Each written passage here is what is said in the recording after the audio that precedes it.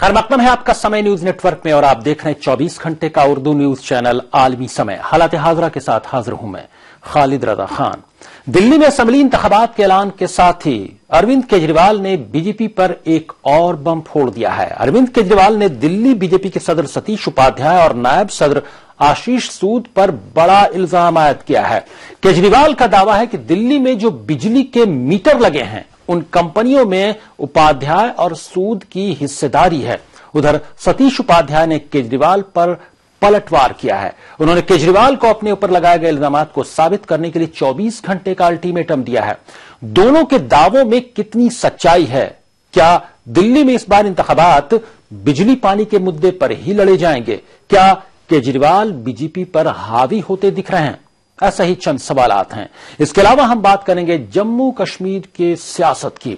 वादी की सियासत रोज बरोज बदल रही है। नेशनल कॉन्फ्रेंस की हिमायत के ऐलान पर पीपुल्स डेमोक्रेटिक पार्टी यानी पीडीपी ने सवाल खड़े किए हैं। पार्टी लीडर नईम अख्तर ने कहा कि नेशनल कॉन्फ्रेंस पीछे के रास्ते से सरकार में आना चाहती है। वहीं नेशनल कॉन्फ्रेंस का कहना है कि पीडीपी बीजेपी के साथ डील कर रही है। जम्मू कश्मीर में किसकी सरकार बनेगी, सबके जहन में यही सवाल है। इन्हीं दोनों मौजूआत पर बातचीत के लिए हमारे साथ स्टूडियो में मौजूद है सीनियर साफी और सियासी तथ्यकार शाह आलम साहब। और फोन आपका खैर मकदम है आलमी समय स्टूडियो में।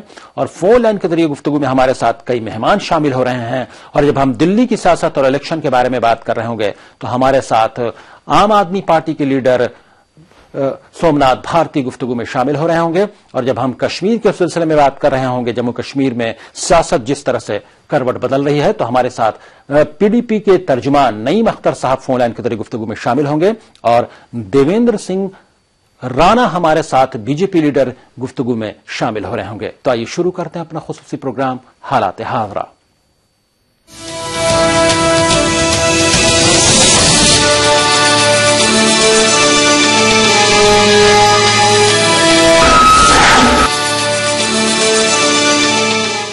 आम आदमी पार्टी के कन्वीनर अरविंद केजरीवाल ने दिल्ली बीजेपी के सदर सतीश उपाध्याय और नायब सदर आशीष सूद पर बड़ा इल्जाम आयद किया है।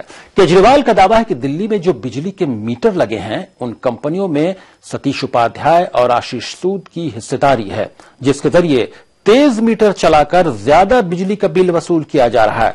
केजरीवाल ने बीजेपी पर बिजली की कीमत में 2 मरतबा इजाफा करने का इल्जाम भी लगाया।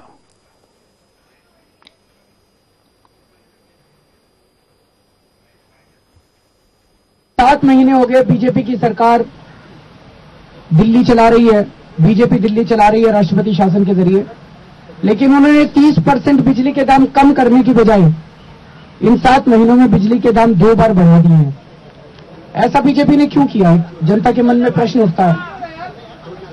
आम आदमी पार्टी ने इन बिजली कंपनियों को ऑडिट शुरू कराया था। कई लोगों ने आरोप लगाए थे कि बिजली कंपनियों में भारी गड़बड़ी है, तो आम आदमी पार्टी ने सीएजी का ऑडिट शुरू कराया था। पिछले 7-8 महीनों में सीएजी ने कई बार कहा है कि ये बिजली कंपनियां अपने बही खाते नहीं दे रही, बिजली कंपनियां कॉपरेट नहीं कर रही ऑडिट में। इसके बावजूद भी सीएजी ने कई बार सरकार से अपील की कि बिजली कंपनियों को कहा जाए कि वो अपने बही खाते दें और कॉपरेट करें। फिर भी बीजेपी की सरकार ने बिजली कंपनियों को कुछ नहीं कहा।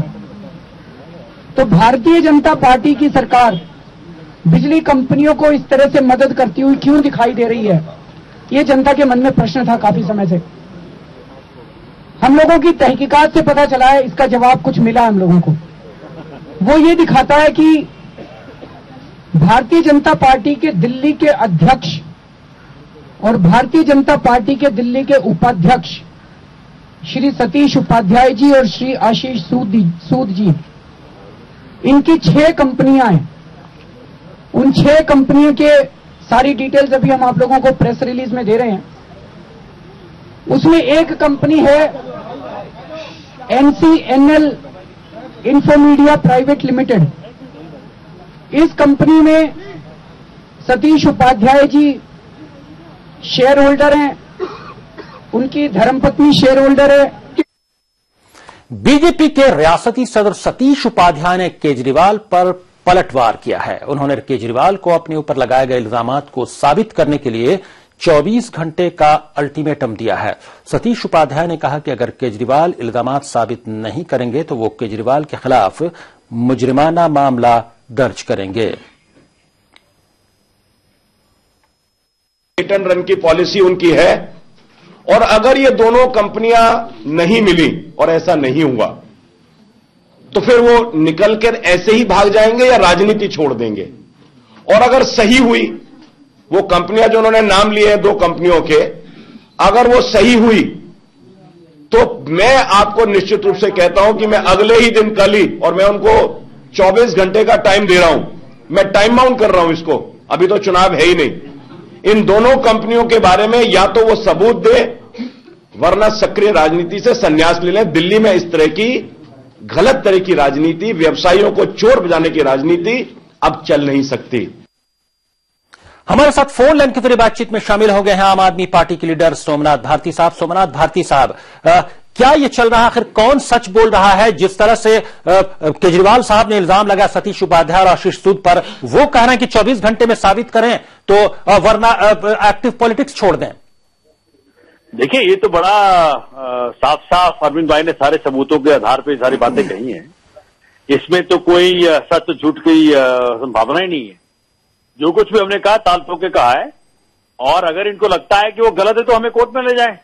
वैसे भी इनमें परंपरा रही है कि जब भी इनके खिलाफ हम कुछ बोलते हैं सबूतों के आधार पे, तो ये हमारे ऊपर मानहानि का मुकदमा करते हैं। जी जी। इनको लगता है कि मानहानि का मुकदमा करने से हम डर जाएंगे, हम जनता को सच नहीं बताएंगे। जी जी। ये किसी बहकावे में ना रहे।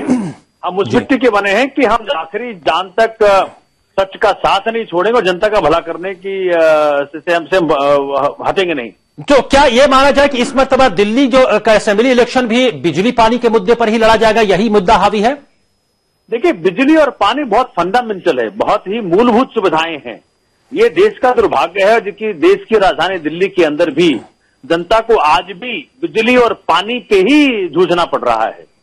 आप कहते हैं दिल्ली को पेरिस बनाएंगे, दिल्ली को क्या क्या बना देंगे, अमेरिका बनाना चाहते हैं इसको, लेकिन दिल्ली वासियों को जिस नरक को झेलना पड़ रहा है, देखना पड़ रहा है, उसके लिए बिल्कुल जिम्मेवार है भाजपा और कांग्रेस दोनों। और भाजपा जो पिछले 8 महीने से सब्जबाग दिखा रही है पूरे देश को कि हम ये कर देंगे, हम वो कर देंगे, और करने से कब करेंगे?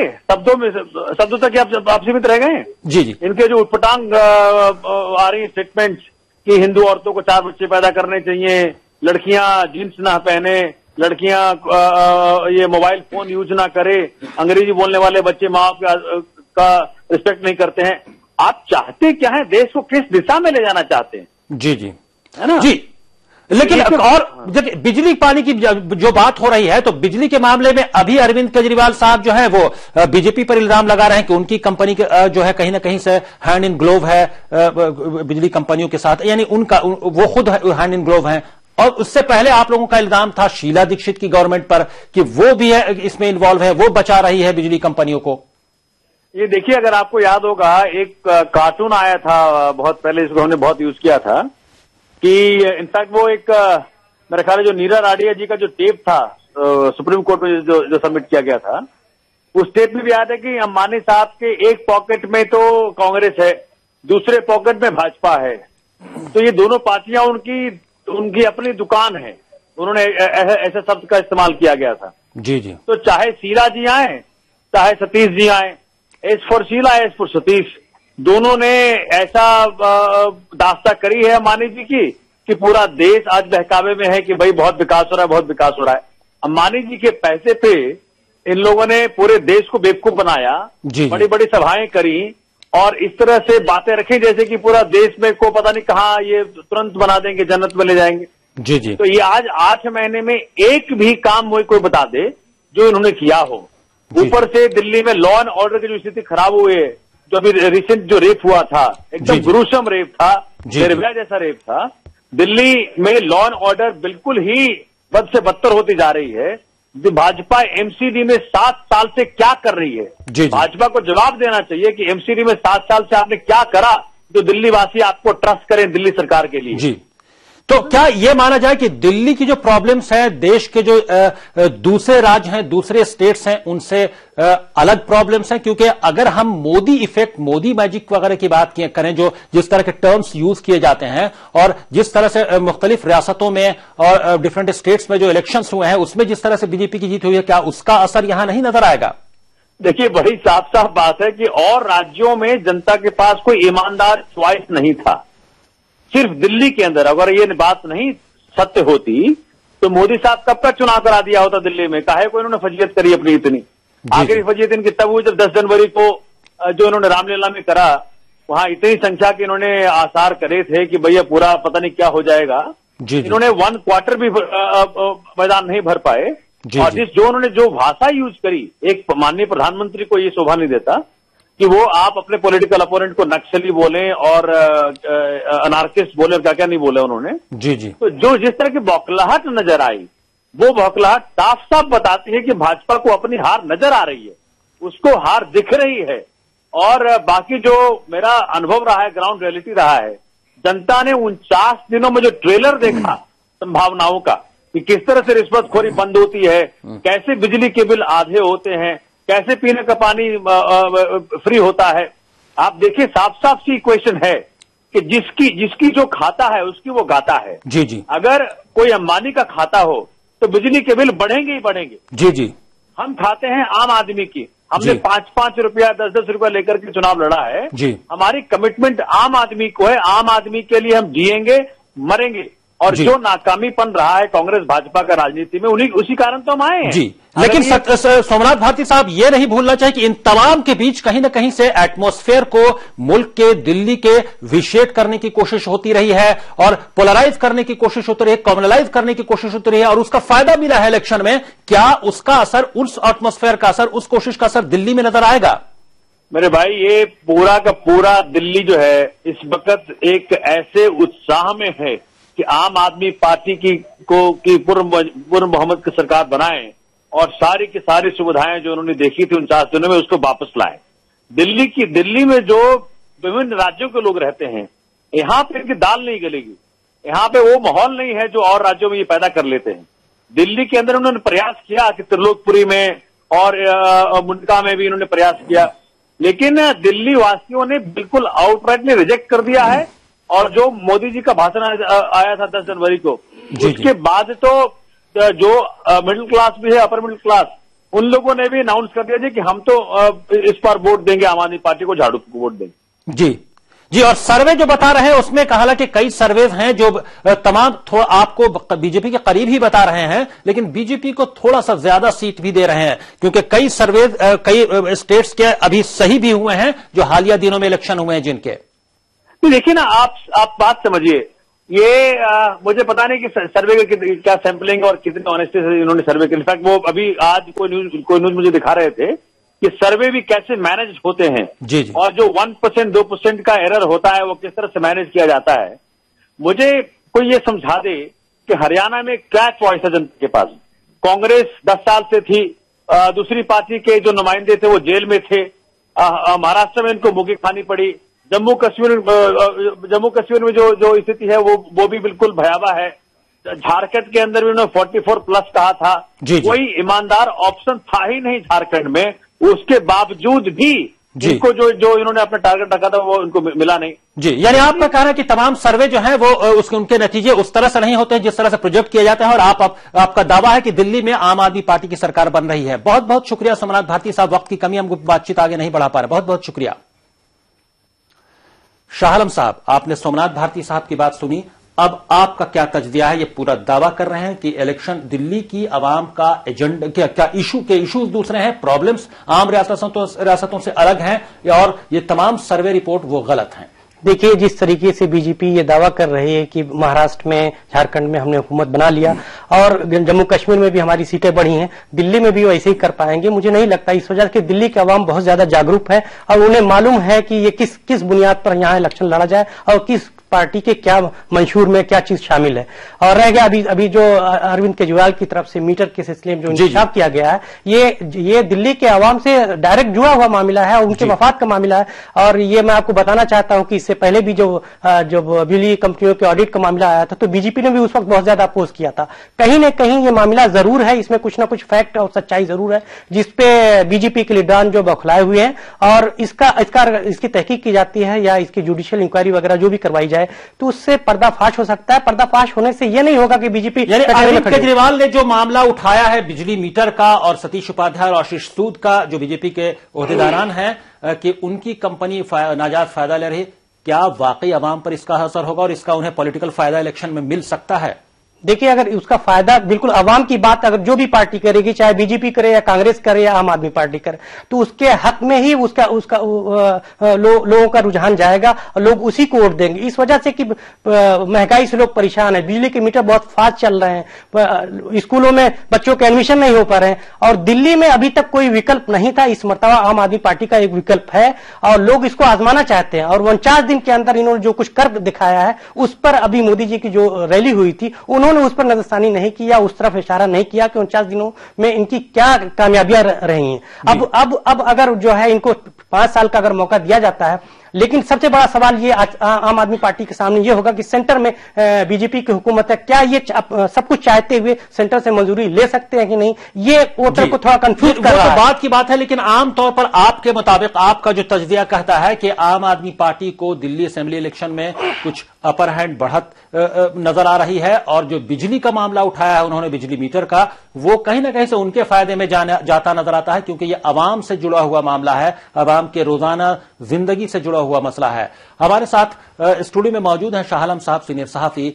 हालात हाज़िर में वक्त हो गया एक ब्रेक का। ब्रेक के बाद आएंगे तो हम ले चलेंगे आपको जम्मू कश्मीर के मसले पर बातचीत के लिए, कि जम्मू कश्मीर में 23 दिसंबर को इलेक्शन के नतीजे आने के बाद भी अब तक हुकूमत नहीं बन पाई है और हुकूमत सादी की कोशिशें भी मुसलसल हो रही हैं, लेकिन कामयाबी मिलती नजर नहीं आ रही है। उधर नेशनल कॉन्फ्रेंस ने जैसे ही पीडीपी को हिमायत का ऐलान किया कि हुकूमत सादी में वो शामिल हो सकती है, पीडीपी ने पलटवार किया है और नेशनल कॉन्फ्रेंस पर इल्जामात लगाए हैं कि वो दबे पांव हुकूमत में शामिल होना चाहती है। इसके क्या असरात पड़ रहे हैं, इसके तमाम पहलुओं पर गुफ्तगू करेंगे। और गुफ्तगू में हमारे साथ नेशनल कॉन्फ्रेंस के लीडर, हमारे साथ देवेंद्र सिंह राणा भी गुफ्तगू में शामिल हो रहे होंगे श्रीनगर से, और पीडीपी के तर्जुमान नईम अख्तर साहब हमारे साथ फोन लाइन के जरिए गुफ्तगू में शामिल हो रहे होंगे। फौरन हाजिर होते हैं।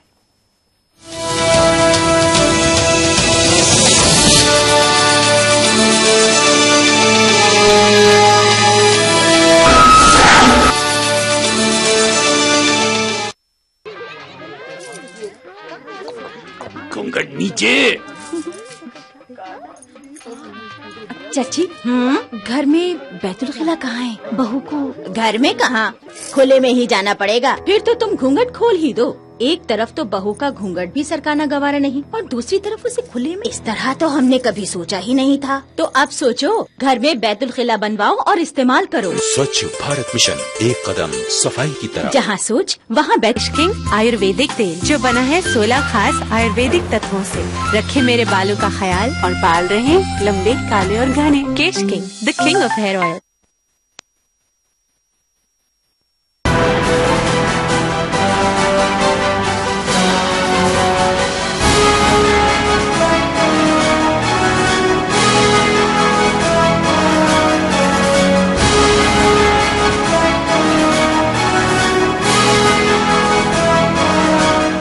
खबरों का महवर बनती हैं जो खास शख्सियात, जिनसे मुतासिर होते हैं मुल्क और कौम के हालात। ऐसे रहनुमाओं की दो टूक बात सैयद फैसल अली के साथ। देखिए तकरार इतवार की रात 8:30 बजे और पीर की दोपहर 2:30 बजे, सिर्फ आलमी समय। जब 430 सभा कर रहे हैं नरेंद्र मोदी, तो जाहिर सी बात है वो दिन भर में 4 बार दिखेंगे। मुसलमान पिछड़ा हुआ है तो मुसलमान को रिजर्वेशन देकर उसको आगे लाइए। 4 पॉइंट मिनिस्ट्रीज आपने एक आदमी को दे रखी है। बाहर का विदेशी आकर के जम्मू कश्मीर का नागरिक शादी करके बन सकता है। कोई महिला यदि वहाँ की बाहर कर लेती है तो उसकी सिटीजनशिप भी खत्म हो जाए। मुल्क मिल्लत के मसाइल का अंबार, कौन है इनका जिम्मेदार? सियासी लीडरों के ख्यालात और दानिश्वरों के इफ्कार। देखिए सैयद फैसल अली के साथ खुली बहस, हर शनिचर की रात 8 बजे और एतवार की दोपहर 2 बजे सिर्फ आलमी समय पर। बदलते हुए आलमी मंजरनामे और मुस्लिम दुनिया का मुकम्मल जायजा, मुल्क के सियासी उथल पुथल का गैर जानिबदाराना तज्जिया, रियासतों की सियासी व समाजी सरगर्मियों पर बहस, अदब का निगार खाना, मजहब और माहौलियात पर मालूमाती मज़ामीन, हर हफ्ते नए मौज़ूआत और नए रंग के साथ मुस्बत और तामीरी सहाफत का अलंबरदार उर्दू हफ्तरोजा आलमी सहारा, यानी समाज और सियासत का जामे जहानुमा। इंटरनेट पर भी कर सकते हैं इसका नजारा। लॉग ऑन करें www.alamisahara.com। हिंदुस्तान की शान उर्दू का तर्ज बयान, समाज का आईन, हालात का तर्जुमान, आपके मसाइल आपकी जबान, खबरों की समझ, इंसाफ का कारवां। आलमी समय, सच की पहचान। समय परिवर्तन है, समय संजीवनी है, समय मनुष्य है, वर्तमान है, भविष्य है, मासूम ममता की मीठी सी झपकी है। समय सभी का है, समय तुम्हारा है, हम समय, ये समय हमारा है, रहिए समय के साथ।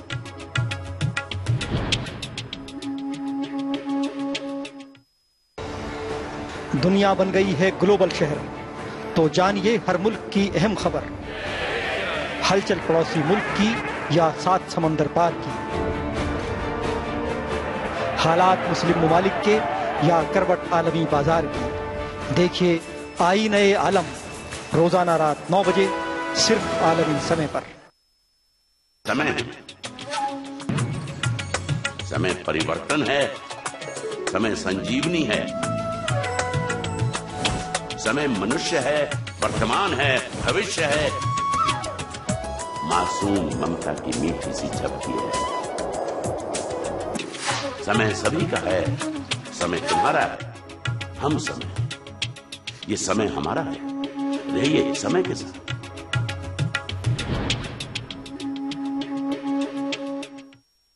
हिंदुस्तान की शान उर्दू का तर्ज बयान, समाज का आईन, हालात का तर्जुमान, आपके मसाइल आपकी जबान, खबरों की समझ, इंसाफ का कारवां।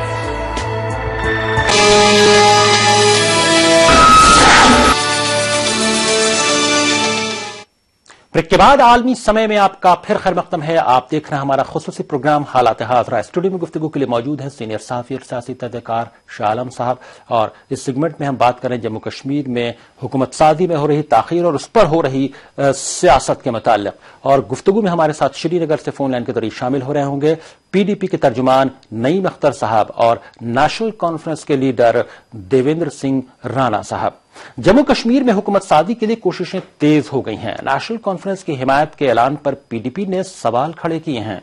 पार्टी लीडर नईम अख्तर ने कहा कि नेशनल कॉन्फ्रेंस पीछे के रास्ते से सरकार में आना चाहती है, वो अपनी हार को जीत में बदलना चाहती है, लेकिन सरकार बनाने में PDP किसकी मदद लेगी, इस पर पार्टी के अपने तरजीहात हैं।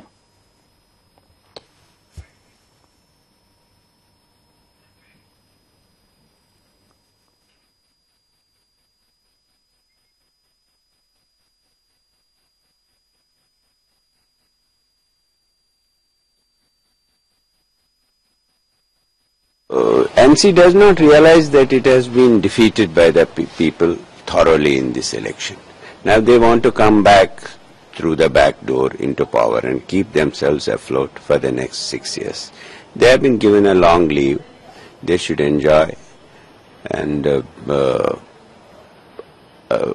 I don't think they are in any position to decide who should make a government with whom, because they are number 3rd in the tally of seats.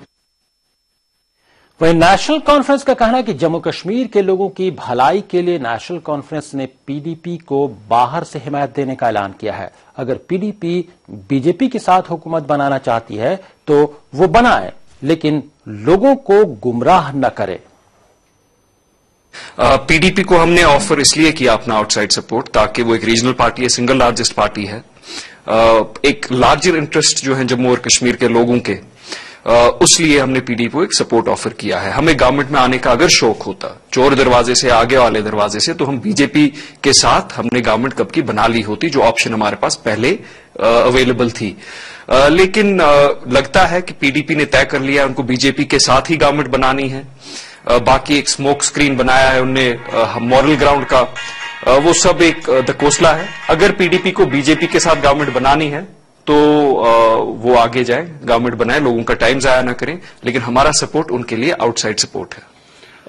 जी, 23 दिसंबर को नतीजे आए हैं, लेकिन अब तक हुकूमत साजी नहीं हो पाई है। 25 दिन होने जा रहे हैं इलेक्शन के नतीजे आने के बाद, लेकिन हुकूमत साजी की कोई सूरत भी नजर नहीं आ रही। कोशिशें जरूर हो रही हैं, लेकिन कहीं ना कहीं से हुकूमत साजी का मामला सियासी दांव पेच में फंस कर रह गया है। शाह आलम साहब, आपको क्या लगता है, किस तरह से मामला क्या हो रहा है? किसी की कुछ समझ में नहीं आ रहा है। जम्मू कश्मीर की अवाम सबसे बड़ी सफरर है। हुकूमत इलेक्शन के बाद भी लोगों को जो उम्मीद थी कि हुकूमत बनेगी तो उनकी रियासत डेवलपमेंट के ट्रैक पर आएगी, लेकिन अजीब सा पेचीदा माहौल हो गया है। देखिए, जिस तरीके का माहौल कश्मीर में बना हुआ है, उससे नहीं लगता कि हुकूमत किसी की बन पाएगी, इस वजह से कि कश्मीरियों का अलग एक जहन है जो ये नहीं चाहते कि मुस्लिम अक्सरियत रियासत में किसी और की हुकूमत बने और उनके काज को उससे नुकसान पहुंचे, जिसकी वजह से बार बार ये कहा जा रहा है कि महबूबा मुफ्ती जो है आगे बढ़ रही है बीजेपी के साथ, लेकिन उनको ये लग रहा है कि हम 6 साल तक इक़्तिदार पर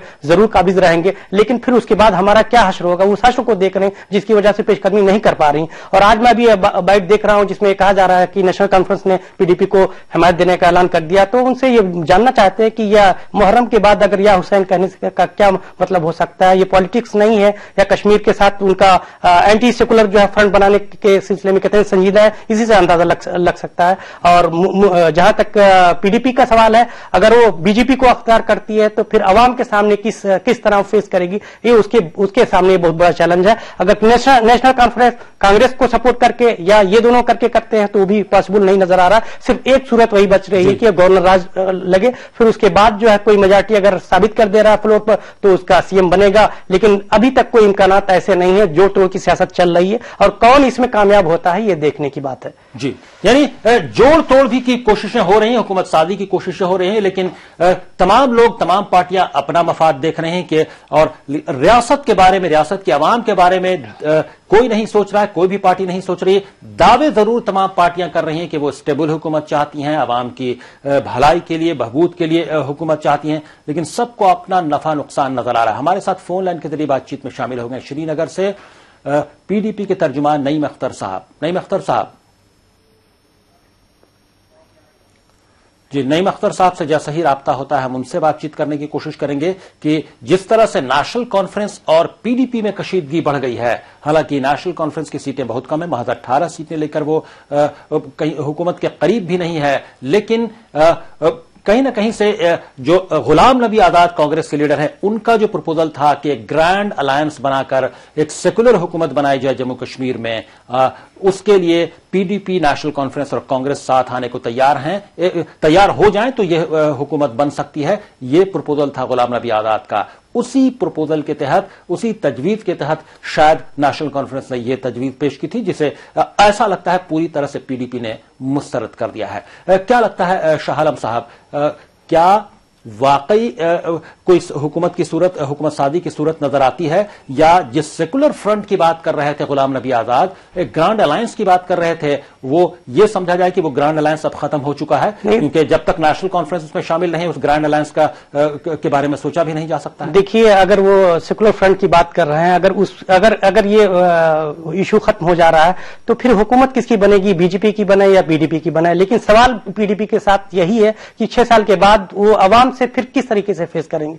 वो पीडीपी के लिए सबसे बड़ा इम्तिहान यही होगा। लेकिन उसको ये चाहिए कि जो एंटी सेकुलर जो है फोर्सेस जो हैं उनके साथ वो ना जाकर के सेकुलर फोर्सेस का जो महाज बन रहा है उसमें शामिल होकर के हुकूमत कायम हो, जिससे रियासत की उम्मीदों पे पानी ना फिरे। अगर इस तरीके से हो जा रहा है, एंटी सेकुलर पार्टी जो है वहां रियासत के इख्तिदार पर काबिज हो रही है, तो बराह रास्त जो है पीडीपी को लोग जिम्मेदार ठहराएंगे और नेशनल कॉन्फ्रेंस और कांग्रेस की तरफ लोग। लेकिन नतीजे ऐसे चौंकाने वाले आए हैं कि जम्मू के रीजन में बीजेपी सबसे बड़ी पार्टी बनकर उभरी है 25 सीट के साथ, और पूरे वैली में अगर हम कश्मीर की बात करें तो वहां पीडीपी 28 सीटें उसने हासिल की हैं और वहां की सबसे बड़ी पार्टी बनकर ऊपर आई है। और वहां कश्मीर में वैली में बीजेपी को एक भी सीट हासिल नहीं हुई है। तजब्जुब यहीं पर है कि आखिर हुकूमत बने तो कैसे बने। क्या कश्मीर की आवाम ने जो मैंडेट दिया है, कश्मीर की आवाम को यह काबिल कबूल होगा कि वो पीडीपी बीजेपी के साथ मिलकर हुकूमत बनाए, या अगर बीजेपी पीडीपी हुकूमत बनाते हैं तो 6 साल के बाद पीडीपी वैली के लोगों को क्या जवाब देगी। इसी तजब्जुब में पीडीपी है जिसकी वजह से हुकूमत साजी नहीं हो पा रही है। अब यकीनी तौर पर यह नुकसान कहीं ना कहीं से जम्मू कश्मीर की आवाम का है कि जितनी ताखीर होगी हुकूमत साजी में, उनके डेवलपमेंट का काम, उनके मफाद के काम उतने ज्यादा ताखीर से होंगे, उसमें उतना रखना पड़ेगा। बहुत बहुत शुक्रिया शाह आलम साहब स्टूडियो में तशरीफ लाने के लिए और हालात हादरा में शामिल होने के लिए। हालात हादरा में अभी बस इतना ही। आप आलमी समय को इंटरनेट पर भी देख सकते हैं, लॉग ऑन करें www.samaylive.com। फिलहाल खालिद रजा को दीजिए इजाजत, मगर आप देखते रहिए आलमी समय।